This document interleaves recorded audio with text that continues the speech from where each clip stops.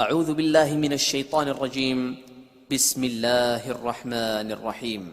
حضرت سیدنا عثمان غنی رضی اللہ تعالیٰ عنہ عشرہ مبشرہ کے صحابی، اسلام کے تیسرے خلیفہ اور نبی دو جہاں صلی اللہ علیہ وآلہ وسلم کی دو صاحبزادیوں کے شوہر ہیں۔ آپ رضی اللہ تعالیٰ عنہ کے نکاح میں حضور صلی اللہ علیہ وآلہ وسلم کی دو صاحبزادیاں یکے بعد دیگرے نکاح میں آئیں۔ مزید تفصیلات جاننے سے پہلے اس ویڈیو کو لائک کریں اور ہمارے چینل کو سبسکرائب کرنے کے ساتھ بیل آئیکن پر کلک کرنا نہ بھولیں تاکہ ہماری آئندہ آنے والی ہر ویڈیو کا نوٹیفیکیشن آپ تک بر وقت پہنچتا رہے۔ ناظرین کرام، حضرت عثمان غنی رضی اللہ تعالیٰ عنہ کا تعلق مہاجر اور نسب پانچویں پشت پر سرکار دو عالم صلی اللہ علیہ وآلہ وسلم سے جا ملتا ہے۔ آپ رضی اللہ تعالیٰ عنہ کا نام عثمان اور آپ صلی اللہ علیہ وآلہ وسلم کی یکے بعد دیگرے دو بیٹیوں کے شوہر ہونے کی وجہ سے ذوالنورین کا لقب ملا۔ ناظرین کرام، بادشاہوں اور فقیروں کی سخاوت کے بارے میں آپ نے بہت کچھ سنا اور پڑھا ہوگا، پر ذوالنورین کی سخاوت کے بارے میں جان کر آپ کے ایمان کو حرارت نصیب ہوگی۔ آپ رضی اللہ تعالیٰ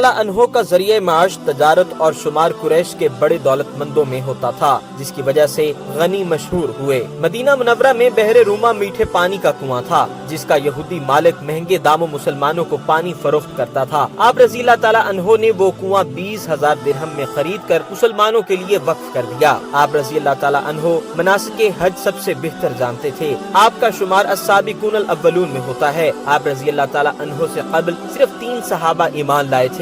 آپ حضرت ابو بکر صدیق رضی اللہ تعالیٰ عنہ کی تبلیغ پر دین اسلام میں داخل ہوئے۔ ناظرین کرام، 1 سال مدینہ منورہ میں قحط پڑا تو آپ رضی اللہ تعالیٰ عنہ نے تمام محتاجوں میں مفت غلہ تقسیم کیا اور مسلمانوں کی مدینہ آمد پر سنگین حد تک پانی کی دشواری کا سامنا تھا۔ آپ رضی اللہ تعالیٰ عنہ نے ایک یہودی سے وہ کنواں 35,000 درہم میں خرید کر مسلمانوں کے لیے وقف کر دیا۔ حضرت سیدنا عبد الرحمن بن خباب رضی اللہ تعالیٰ عنہ سے مروی ہے کہ میں رسول اللہ صلی اللہ علیہ وآلہ وسلم کی خدمت اقدس میں حاضر ہوا۔ آپ صلی اللہ علیہ وآلہ وسلم غزوہ تبوک کے لیے امداد پر رغبت دلا رہے تھے تو حضرت سیدنا عثمان غنی رضی اللہ تعالیٰ عنہ نے کھڑے ہو کر عرض کیا، یا رسول اللہ، میرے اللہ کی راہ میں 100 اونٹ ان کے کمبل و پلان کے ساتھ حاضر ہیں۔ حضور اکرم صلی اللہ علیہ وآلہ وسلم نے پھر رغبت دلائی تو حضرت عثمان غنی رضی اللہ تعالیٰ عنہ کھڑے ہو گئے اور عرض کیا، یا رسول اللہ، میرے ذمے اللہ کی راہ میں 200 اونٹ ان کے کمبل و پلان کے ساتھ حاضر ہیں۔ حضور اکرم صلی اللہ علیہ وآلہ وسلم نے پھر رغبت دلائی تو حضرت عثمان غنی پھر کھڑے ہو گئے اور عرض کیا، یا رسول اللہ، میرے ذمے اللہ عز و جل کی راہ میں 300 اونٹ ان کے کمبل و پلان کے ساتھ حاضر ہیں۔ راوی کہتے ہیں کہ میں نے رسول اللہ صلی اللہ علیہ وآلہ وسلم کو منبر سے اترتے دیکھا اور وہ فرما رہے تھے، اس کے بعد عثمان غنی رضی اللہ تعالیٰ عنہ پر کوئی گناہ نہیں، وہ جو بھی کریں۔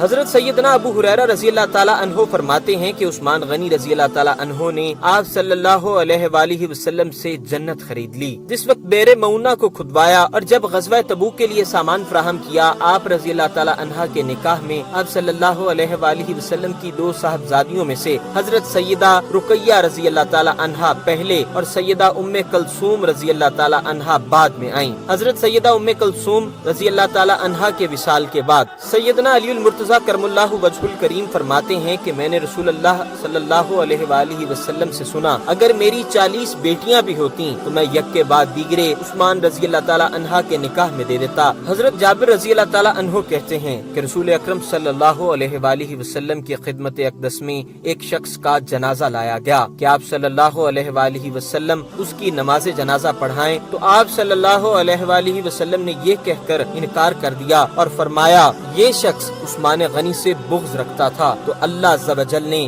اس کو سخت ناپسند فرمایا ہے۔ صحیح قول کے مطابق آپ رضی اللہ تعالیٰ عنہ نے 12 سال امور خلافت سر انجام دیے۔ آپ رضی اللہ تعالیٰ عنہ کے زمانہ خلافت میں بہت سی فتوحات ہوئیں، جن میں ایشیائے کوچک، خراسان، طرابلس، تبرستان، کرمان اور سجستان کے علاقے شامل ہیں۔ آپ رضی اللہ تعالیٰ عنہ نے مسجد نبوی کی توسیع فرمائی۔ قحط کے زمانے میں غلہ تقسیم کرنے کے ساتھ ساتھ پہلے دونوں خلفاء کے مشیر بھی رہے۔ حضرت سیدنا عمر فاروق رضی اللہ تعالیٰ عنہ سے روایت ہے کہ رسول اللہ صلی اللہ علیہ وآلہ وسلم جب دنیا سے رخصت ہوئے تو وہ حضرت علی المرتضیٰ کرم اللہ وجہ الکریم اور حضرت عثمان غنی رضی اللہ تعالیٰ عنہ سے راضی تھے۔ حضرت سیدنا عثمان غنی رضی اللہ تعالیٰ عنہ کو قرآن پاک کی ایک ہی آخرت میں پڑھنے کے لیے سیدنا حذیفہ کی سفارش پر صحابہ کرام کی مشاورت کے بعد مرتب کروایا۔ حضرت سیدہ حفصہ رضی اللہ تعالیٰ عنہا سے قرآن مجید کے نسخے کو طلب کر کے اس کی نقلیں اور کتابت کرنے کے بعد بڑے بڑے شہروں میں اس حکم کے ساتھ بھجوایا گیا کہ پرانی نقلوں کو طلب کر کے سب موافق اس نسخے کی طرز پر نقل کروائیں۔ مدینہ منورہ میں نماز جمعہ کے لیے مسلمانوں کی بڑھتی ہوئی تعداد کے پیش نظر خطبہ سے پہلے اونچی آواز میں آذان دلوانا شروع کی۔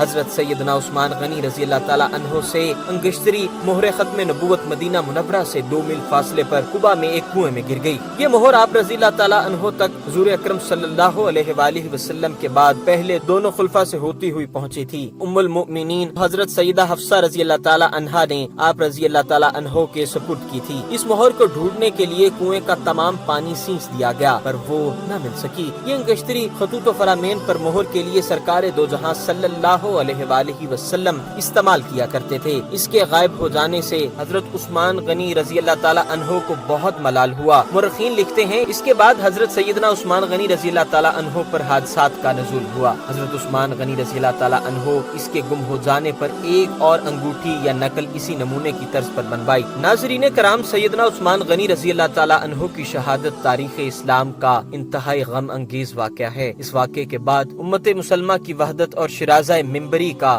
خاتمہ ہو گیا۔ آپ رضی اللہ تعالیٰ عنہ نے شہادت سے قبل باغیوں سے کہا، یاد رکھو اگر آج تم مجھے قتل کرو گے تو قیامت تک مسلمان نہ مل کر نماز پڑھ سکیں گے اور نہ جہاد کر سکیں گے۔ آپ رضی اللہ تعالیٰ عنہ کی شہادت کے بعد آپ رضی اللہ تعالیٰ عنہ کی پیشین گوئیاں حرف بحروف درست ثابت ہوئیں۔ اس المیے کے بعد ملی وحدت پارا پارا ہو گئی۔ خانہ جنگیوں کے ساتھ فتوحات کا سلسلہ رک گیا اور اسلامی قوت کمزور ہو گئی۔